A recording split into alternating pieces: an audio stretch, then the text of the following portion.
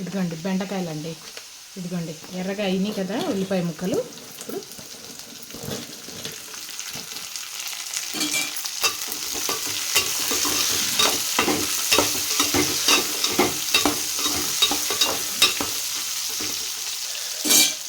ఇదిగోండి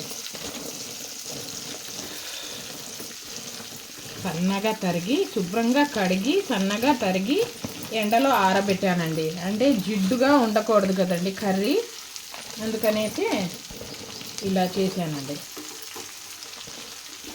నాకు బెండకాయ ఎండి రొయ్యలు, బెండకాయ పచ్చి రొయ్యలు అంటే చాలా ఇష్టం అండి. ఆ కర్రీలు ఉత్తిగా ఫ్రై చేస్తే అంతగా నచ్చదండి.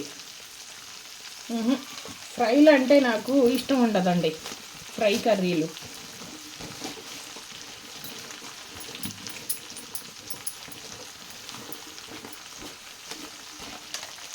బెండకాయ ఎండి రొయ్యలు అంటే కొంచెం మసాలా వేయను, అదే పచ్చి రొయ్యలు వేస్తే మసాలా వేస్తానండి.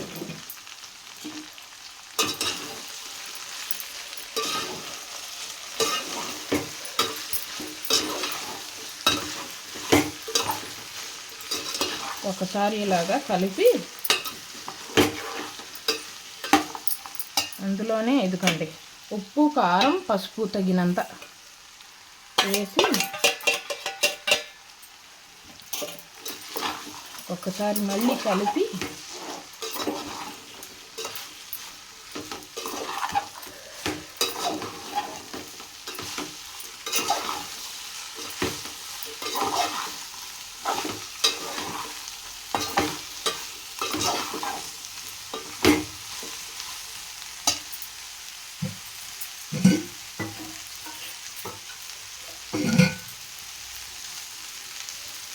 ఇదిగోండి ఇప్పుడు తగినంత వాటర్ వేసి సిమ్ములో పెట్టేయాలండి. ఇప్పుడు ఒకసారి మళ్ళీ కలిపి సిమ్ములో పెట్టేస్తే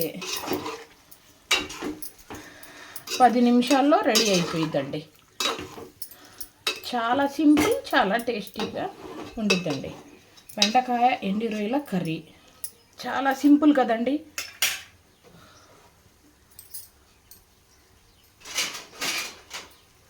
ఇదిగోండి మూత పెట్టి ఒక 10 నిమిషాలు సిమ్లో పెట్టేయాలండి.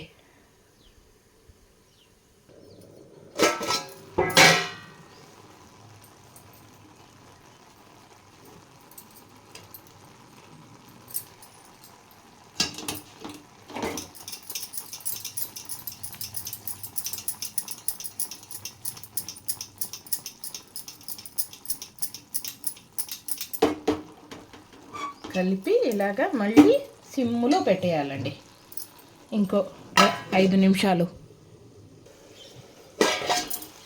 ఇదిగోండి రెడీ అయిపోయిందండి బెండకాయ కర్రీ. ఇదిగోండి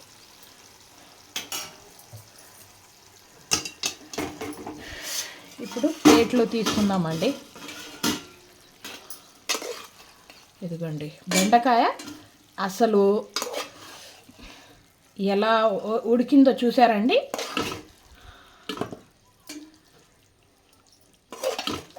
గుజ్జులో కూడా అవ్వల, సన్నగా తరిగా, అదిను ఎండలో ఆరబెట్టా.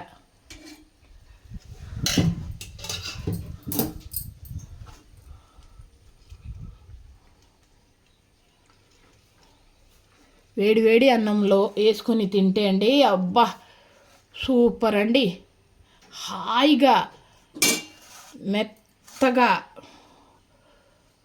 జున్ను నోట్లో వేసుకుంటే ఎలా కరిగిపోయిద్దో అలా కరిగిపోయిద్ది.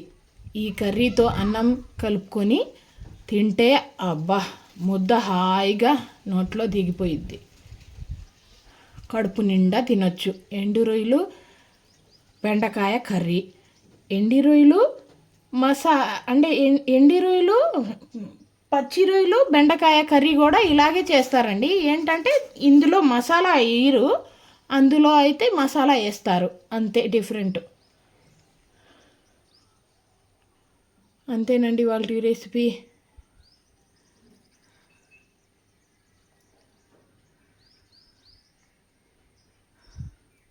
టేస్ట్ చూసి చెప్తా ఉండండి మీకు.